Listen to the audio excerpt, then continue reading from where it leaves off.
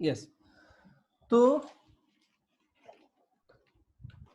yes, in the last class, in the last module, we have discussed about the derivation of shape function matrix for constant strain triangular element and rectangular element. Rectangular element में 4 node अपने लेके local coordinate में derivation किया था. We have also discussed about the plane stress and plane strain problem or approximation. In today's class, we are going to discuss the strain displacement matrix of constant strain triangle, CST, constant strain triangle. ये आपका जो derivation है ये आपका 5th unit में दिया हुआ है, और बिलीव मी पूरे FEM सिलेबस में जो सबसे सिंपल यूनिट है ना वो 5th यूनिट है. इसमें 2-3 क्वेश्चन ही है, उसी के अराउंड आपको पूछता है एग्जाम में. तो ये क्लास बहुत इंपॉर्टेंट है क्योंकि आपको इसका जो डेरिवेशन है ये आपको पीस इश्यू में नहीं मिलेगा, आपको इसके लिए अलग अदर बुक एक्सप्लोर करनी पड़ेगी, है ना. तो देखते हैं इसका derivation. Finite element method, plane stress देखेंगे, देन प्लेन स्ट्रेन देखेंगे. तो CST, कांस्टेंट स्ट्रेन ट्राइंगल क्यों बोला हमने उसको? क्योंकि अपना जो अप्रोक्सीमेशन था वो लीनियर था. अब उसको जब अपन फर्स्ट डेरिवेटिव लेंगे तो वी विल गेट कांस्टेंट. तो first derivative of the displacement is strain, and if the strain is constant तो हम लोग क्यों बोल रहे हैं इसको? इसलिए बोल रहे हैं क्या? Constant strain triangular. ये मैंने ओवरव्यू रिकैप करने के लिए दिया हुआ है. What is plane stress problem? Third dimension is negligible, then the other 2 dimension. तो stress in the z direction will be 0. उसके अकॉर्डिंग प्रॉब्लम सॉल्व करते हैं प्लेन स्ट्रेस में. और प्लेन स्ट्रेस में क्या हो, प्लेन स्ट्रेन में क्या होता है? Third dimension is very large than the other 2 dimension. तो वहां पे जो इलोंगेशन है, ऑल्दो वहां पे स्ट्रेस अप्लाई होता है, but elongation compare to other 2 direction बहुत ही कम होता है. सॉरी, इलोंगेशन नहीं बोलना चाहिए उसको स्ट्रेन बोलना चाहिए. स्ट्रेन अदर 2 डायरेक्शन बहुत ही कम होता है क्योंकि उसकी लेंथ ज्यादा है, तो उसको अपन प्लेन स्ट्रेन प्रॉब्लम बोलते हैं. Yes, constant strain triangle, CST. इसका डेरिवेशन आता है, आप पेपर देखेंगे खोल के आपको मालूम पड़ेगा. तो इन द लास्ट क्लास इसका हमने शेप फंक्शन मैट्रिक्स डिराइव किया था.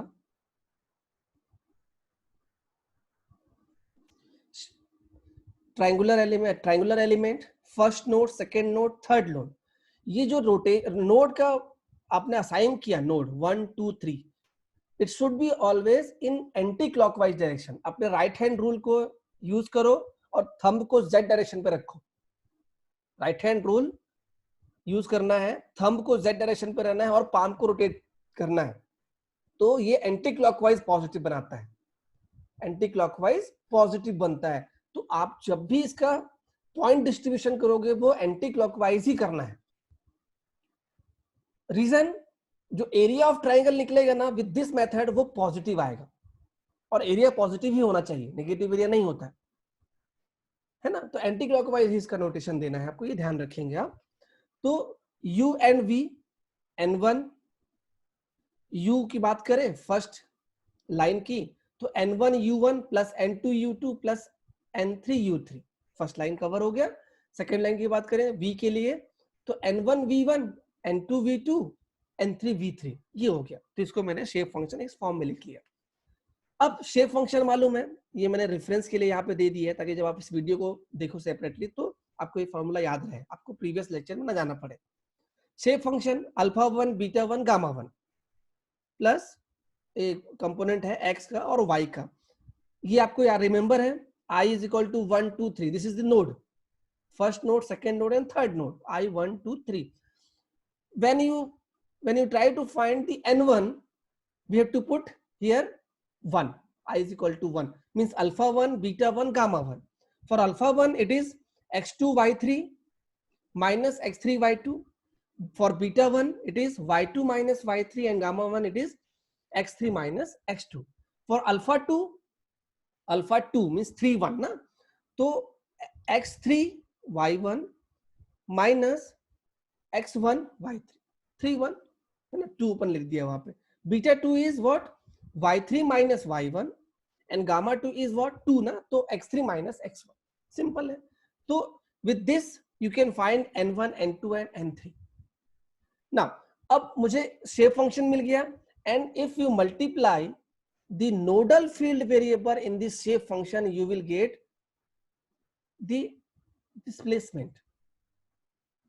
Ultimately अपन यही फाइंड करना चाह रहे हैं, u and v, shape function into nodal displacement. These are the constant value. देखा जाए तो known value अगर उसको देखें अपन तो ऑलरेडी हमने इसको कांस्टेंट कोफिशिएंट के नाम पे इसको रिप्लेस किया है.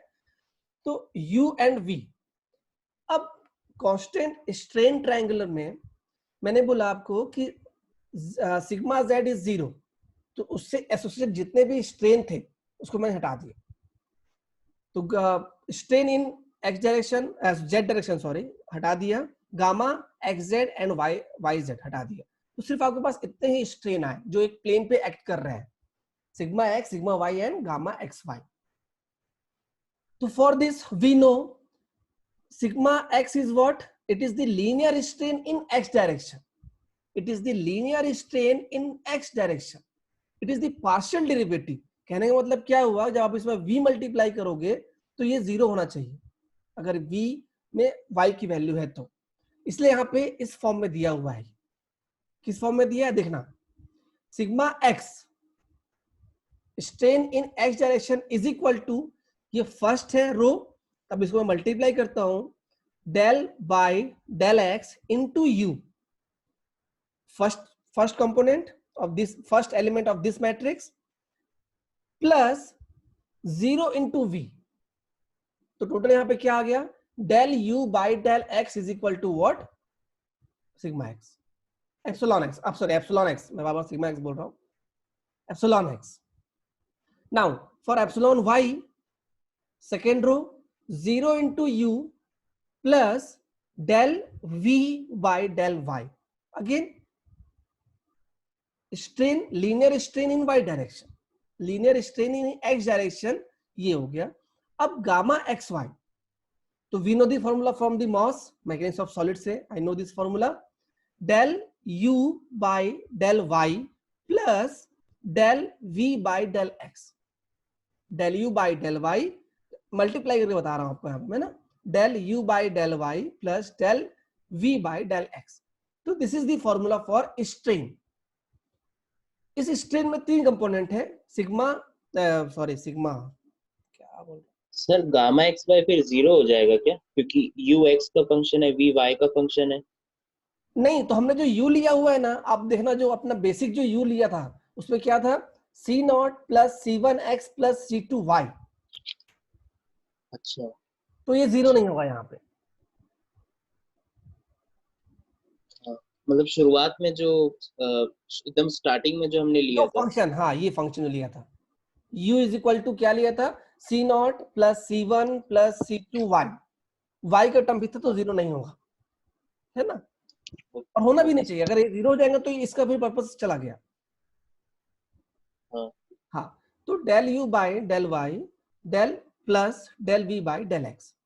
अब मैंने u और v यहां से इस इक्वेशन में पुट कर दिया, तो ये आपका आ गया n मैट्रिक्स, डेल मैट्रिक्स, और this is the strain matrix. Strain matrix नहीं बोलेंगे इसको, डेरिवेटिव मैट्रिक्स बोलेंगे. मल्टीप्लाई कर लेते हैं तो देखना जहां मैं कर्सर मूव कर रहा हूं, ये 1 2 3 3 क्रॉस 2 मैट्रिक्स है. लिख देते हैं 3 क्रॉस 2 मैट्रिक्स, और शेप फंक्शन मैट्रिक्स है 2 क्रॉस 1 2 3 4 5 6. ओके, तो when you multiply 3 cross 2 with 2 cross 3, तो ये दोनों हट जाएंगे, आपको रिजल्टेंट मिलेगा 3 क्रॉस 6 मैट्रिक्स. 3 cross 6 matrix. तो first row, second row and third row multiply करते हैं, del by del x into n1 plus 0, मैं एक रो मल्टीप्लाई कर रहा हूं, del by del x into n1 plus 0 into 0 is equal to what, del n1 by del x. Next element के लिए del by del x into 0 plus 0 into n1, ये हो गया 0. तो लाइकवाइज ये आपको इस फॉर्म में आपको मिलेगा ये दोनों मैट्रिक्स का मल्टीप्लीकेशन। 6 यहाँ पे कॉलम है, यहाँ पे 2 रो है, तो यहाँ पे जो आपका मैट्रिक्स मल्टीप्लिकेशन बाद क्या आ रहा है 3/6 मैट्रिक्स। तो अब जो भी टर्म देखो यहाँ पे मैंने इसका नोटेशन दिया हुआ है B1, this is the term, इसको मैंने बोला B1, this is the term, इसको मैंने बोला B1। तो x के साथ पार्शियल डिफरेंशिएशन है, x के साथ जिस भी शेप फंक्शन का उसको b बोल रहे हैं, और पार्शियल डिफरेंशिएशन y के साथ शेप फंक्शन का जिसके साथ y के साथ में है उसको c बोल रहे हैं। सिंप्लीफाई करने के लिए और कुछ नहीं, इतना बड़ा वर्ड ना लिखने के बजाय में आप लोग ये सिर्फ लिख रहे हैं। तो b1 means first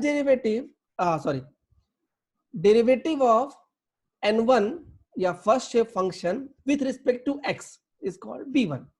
b2 means n2 का derivative with respect to x, and b3 similarly।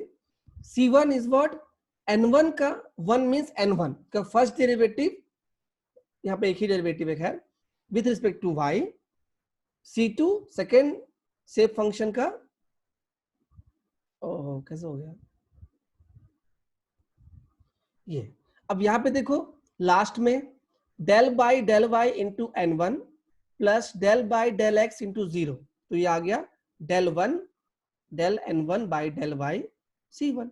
वैसे ही बाकी मल्टीप्लाई करेंगे तो ये आ जाएगा। तो ये जो मैंने डेरिवेशन किया जो बहुत ही सिंपल वे में हो गया यहाँ पे, क्योंकि लास्ट क्लास में हम ऑलरेडी शेप फंक्शन डेरिवेशन कर चुके थे। एग्जाम में क्वेश्चन आता है डिराइव स्ट्रेन डिस्प्लेसमेंट मैट्रिक्स, तो B is the strain displacement matrix. बहुत simple derivation.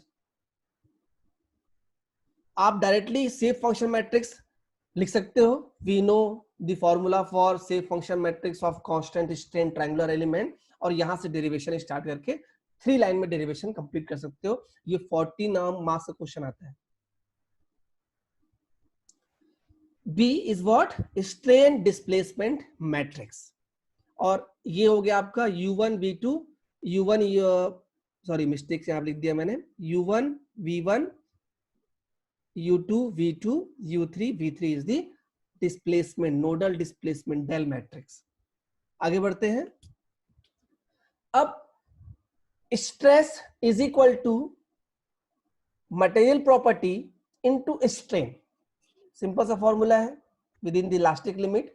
Stress is equal to material property, तो for one dimensional element material property क्या था आइसोट्रोपिक मटेरियल के लिए E। आपके सिलेबस में अभी आप जितना भी सिलेबस पढ़ते आ रहे हो अभी तक फ्रॉम सेकेंड ईयर से अभी फाइनल ईयर तक, आप आइसोट्रोपिक होमोजेनियस मटेरियल में ही पढ़ते हो, आप कंपोजिट में या फिर नॉन आइसोट्रोपिक में नहीं जाते हो। तो ये आपको सिलेबस है, इसमें भी आइसोट्रोपिक मटेरियल ही दिया हुआ है। तो फॉर आइसोट्रोपिक मटेरियल अगर आप वन डायमेंशन की बात करोगे, मतलब वन डायमेंशन मतलब ये हो गया कि मैं अदर डायमेंशन के जो म्यू उसको कंसीडर नहीं कर रहा हूं, तो सिंपल जो मटेरियल प्रॉपर्टी होती है वो E आता है। तो sigma is equal to E into strain, simple sigma E into strain. But अगर मैं 2 डायमेंशन की बात करूंगा तो मुझे वहां पे linear strain in x direction, linear strain in y direction and gamma. तो this is the formula we know. अब ये फॉर्मूला फॉर प्लेन स्ट्रेस मैंने क्यों लिखा हुआ है, मुझे मालूम है कि प्लेन स्ट्रेस में sigma z is 0। When sigma z is 0 तो बाकी जो स्ट्रेन है इन z डायरेक्शन और उसका जो कंपोनेंट है शेयर स्ट्रेन वो भी 0 हो जा रहा है। तो सिर्फ 3 ही इक्वेशन आ रही है। तो this is the formula. I hope आपको पता होगा ये फॉर्मूला, फैमिलियर होंगे इस फॉर्मूला के साथ में। Strain in x direction is equal to stress in x direction divide by E minus ये जो कंपोनेंट है लेटरल जो इफेक्ट कर रहा है लीनियर डायरेक्शन के लिए, वो ये फॉर्मूला है। वेरी बिगिनिंग में हमने उसको मॉस में पढ़ा हुआ था, यहाँ पे डिटेल में नहीं जा रहा हूँ, बस मैंने फॉर्मूला लिख दिया फॉर द रेफरेंस। अब इसे कन्वर्ट कर लेते हैं मैट्रिक्स फॉर्म में। तो left hand side strain in x direction, y direction and xy is equal to sigma x sigma y and tau xy को मैंने इस कॉलम में लिखा और यहाँ पे मैट्रिक्स बनाया मैंने। तो जब इस मैट्रिक्स को बनाया तो यहाँ से जाएगा 1/e, यहाँ से जाएगा minus mu Poisson ratio by E into 0। कहने का मतलब ये हुआ कि आप इसको रिवर्स मल्टीप्लाई करो तो आपको यही इक्वेशन मिलनी चाहिए। मैट्रिक्स फॉर्म में कन्वर्ट करने का बेस्ट वे यही है कि आप जब वापस जाओ ना तो आपको ये इक्वेशन मिलना चाहिए जिससे आपने कन्वर्ट करके मैट्रिक्स फॉर्म में लिखा है। क्रॉस चेक कर लेते हैं। 1/e into sigma x first term, minus mu by a E into y sigma y second term, 0 into tau x y, यहाँ पे और थर्ड टर्म नहीं है तो 0 होगा। Similarly for second row and third row, third row में sigma x नहीं है, सिग्मा वाई नहीं है, इसलिए यहाँ पे जो एलिमेंट है वो 0 0 हो गए, सिर्फ थर्ड एलिमेंट आया। तो 0 into sigma x, 0 into sigma y plus 2 this value this term into tau x y, ये आ गया। अब मुझे इसको स्ट्रेस लेफ्ट हैंड साइड में ले रहा हूं और इसका इनवर्स निकाल रहा हूं, क्योंकि मुझे फॉर्मूला पता है sigma is equal to material property into strain, sigma is equal to material property into strain. तो मैंने इसका इनवर्स लिया, थोड़ा सा मैंने यहाँ पे कैलकुलेशन भी किया है इनवर्स के लिए, सभी में ई कॉमन है तो मैंने ई को बाहर ले लिया था यहाँ से, जब वो लेफ्ट हैंड साइड में जाएगा तो ये 1/, था पहले, तो ये मल्टीप्लाई हो जाएगा, इस फॉर्म में आ जाएगा। Adjoint of A divide by A, this is the A matrix. ये मैंने ई बाहर लेके इधर मल्टीप्लाई कर दिया स्ट्रिंग के साइड में, तो ये आ गया इधर। चलिए अब इसका एक बार कैलकुलेशन कर लेते हैं। तो अगर मुझे इस एलिमेंट को फाइंड आउट करना है, एडजॉइंट निकालना है, ये एडजॉइंट डिवाइड बाय डिटरमिनेंट दिया हुआ है ना, एडजॉइंट बाय डिटरमिनेंट, तो ये हो गया एडजॉइंट, जो मैं कर्सर रोल कर रहा हूं यहाँ पे, डिवाइड बाय डिटरमिनेंट। तो पहले डिटरमिनेंट निकाल लेते हैं। तो इस मैट्रिक्स को देखो, वापस जहां कर्सर रोल किया, ये 0 है, ये 0 है, तो डिटरमिनेंट निकालने के लिए क्या करूंगा, सिंपली इस टर्म को लूंगा और मल्टीप्लाई कर दूंगा इस टर्म को। तो आपको मालूम है how to calculate the determinant of, तो 1 इंटू 1 माइनस माइनस बी, ये हो गया plus B square, 1 minus B square. तो this is the determinant value of this matrix, 2 into 1 plus B into 1 minus B square, simple. अब adjoint निकालते हैं। तो अगर मैं जहां पे कर्सर मैंने अभी रखा हुआ है, प्लेस किया, ध्यान देंगे, इसको निकालना है तो मुझे इस रो को हटाना पड़ेगा, बचा ये वैल्यू। तो अच्छा, साथ में आपको ये भी ध्यान देना पड़ेगा,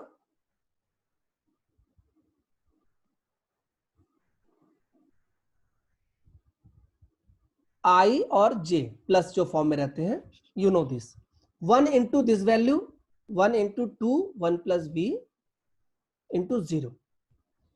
लाइक अब सेम यहां पे भी उसी के वैसे ही सेकेंड के लिए देख लेते हैं।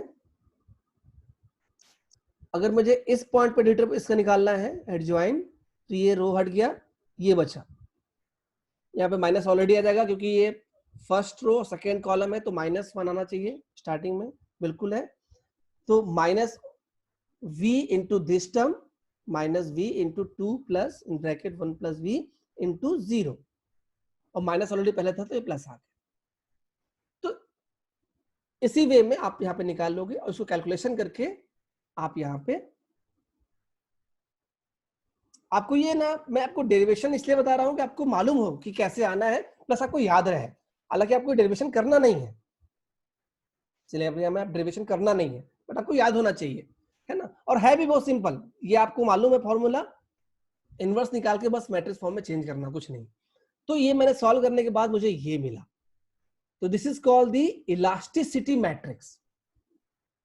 What? Elasticity matrix for plane stress problem. ये आप बच्चे बहुत गलत मिस्टेक करते हैं, वो स्ट्रेस को और स्ट्रेन में कभी भी कहीं भी पुट कर देते हैं।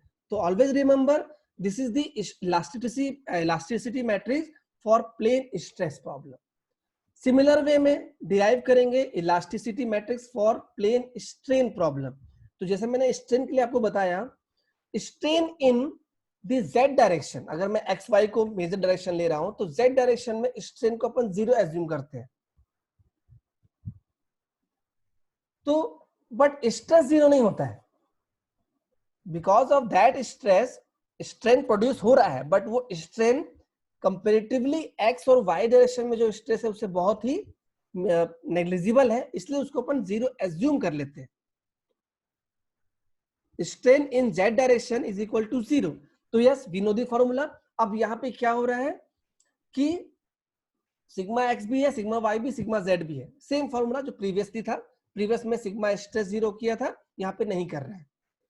Sigma x epsilon x is equal to this is the value in x direction for epsilon y, this is the value ये, और स्ट्रेन इज इक्वल टू 0 कर लिया। तो यहां से मैं सिग्मा जेड की वैल्यू, जहां मैं कर्सर मूव कर रहा हूं, सिग्मा जेड की value in terms of x और वाई निकाल लूंगा और इसको रिवर्स पुट कर दूंगा एप्सिलॉन एक्स इक्वेशन में, एप्सिलॉन वाई इक्वेशन में, जहां पे सिग्मा जेड है, और इसको सब सॉल्व करूंगा similar to the previous case, matrix in multiply करके सॉल्व करके। तो you will get this elasticity matrix for plane strain problem. Element वही है, एलिमेंट ट्रायंगुलर ही है, बट क्या हो रहा है, प्लेन स्ट्रेस के लिए आपका इलास्टिसिटी मैट्रिक्स चेंज हो रहा है और प्लेन स्ट्रेन के लिए एलिमेंट वही है, सेम। मैंने बार बार रिपीट कर रहा हूं इस चीज को। तो this is the formula for D. तो stress is equal to D into strain. Summarize करते हैं इसको, क्विक समराइज करते हैं इसको, देखना। Yes, we know stress is equal to elasticity matrix D into epsilon for any case, plane stress, plane strain. Epsilon is equal to epsilon x, epsilon y or gamma xy into D matrix. We know for plane stress it is written in right side, and for plane stress it is written in the below of the plane stress matrix. ये मैं cursor move कर रहा हूं। अब मुझे D matrix मिल गया। Epsilon is equal क्या होता है, एप्सिलॉन क्या है, B into what, B is what, strain displacement matrix जो मैंने डिराइव किया, and del is what, nodal displacement matrix u1 v1 u2 v2 u3 v3। This is the generalized formula for B matrix, strain displacement matrix. बस आपको यही summary याद रखनी है, आपसे प्रॉब्लम बन जाएगा 14 मार्क्स का। एक प्रॉब्लम सॉल्व करते हैं, देखते हैं कैसे बनता है, स्टार्ट करते हैं। यस, ये प्रॉब्लम लास्ट ईयर आया हुआ था, 14 मार्क्स का क्वेश्चन है, मैंने यहाँ पे मार्क्स भी दिया हुआ है। हालांकि यहाँ पे देखना, ये क्वेश्चन एग्जाम में दिया हुआ है, इसका फिगर भी एग्जाम में दिया हुआ है, और बहुत लकी है यहाँ पे कि 1 2 3 नोड डिस्ट्रीब्यूशन उसने दे दिया है। अगर ये नहीं दिया रहेगा तो you have to consider it in the anti clockwise direction, जो मैंने आपको फर्स्ट स्लाइड में बताया था। Number the node in counter clockwise order, in this way the normal vector to the 1 2 3, this is the surface 1 2 3 नाम ले रहे हैं इसका, this is which is triangular surface, will point towards the positive z direction। आपको ये rule पता होगा, right hand rule, and the resultant area of triangle will be positive in quantity। और कुछ नहीं, यही पर्पस है। अब इस क्वेश्चन में देखना, बहुत ही जल्दी सॉल्व करते हैं इसको। For triangular elements shown in figure, क्या पूछा हुआ है, obtain the strain displacement matrix, B भी दे दिया है, यहाँ पे B दे दिया, आपको तुरंत याद आ जाएगा, and the determine the strain। अब आपका जो टास्क है वो क्या है, 1 नोड 1 हो गया, means x1 y1, node 2 x2 y2, node 3 x3 y3। तो you know the x1 x2 x3 y1 y2 y3। जब आपको ये पता हो गया तो पॉइंट 1 के लिए n1 फाइंड आउट करना है। We need to find out the n1 for point 1। तो this is the formula,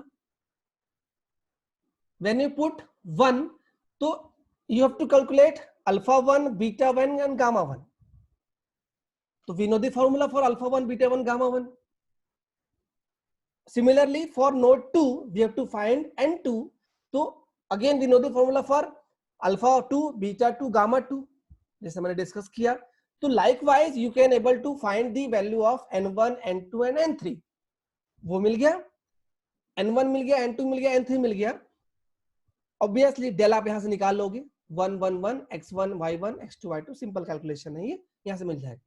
once you know the value of n1 n2 n3, जो सबसे मेजर टास्क था इस क्वेश्चन में, उसके बाद you know the formula for B matrix.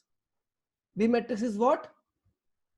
N1 you need to find the value of b1. So b1 is equal to what? First derivative, or simple it is the partial derivative of first shape function with respect to x1. आपको total 6 value calculate करनी है, आपको already यहाँ पे फिर बाकी value मिल जाएगी, b1 मिल गया, b2 b3, तो लास्ट रो तो रिपीट करना है. तो this is the answer for your first question.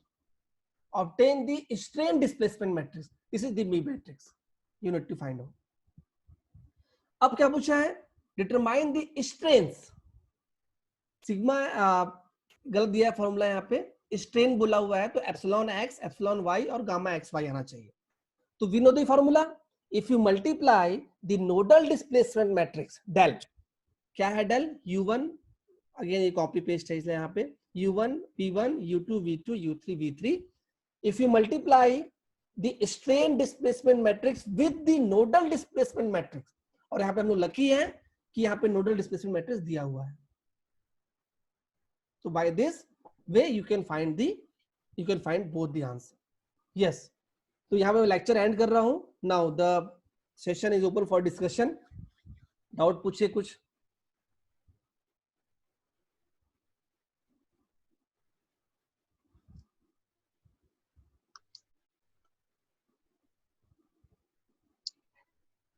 किसी का डाउट? सब सो गए क्या?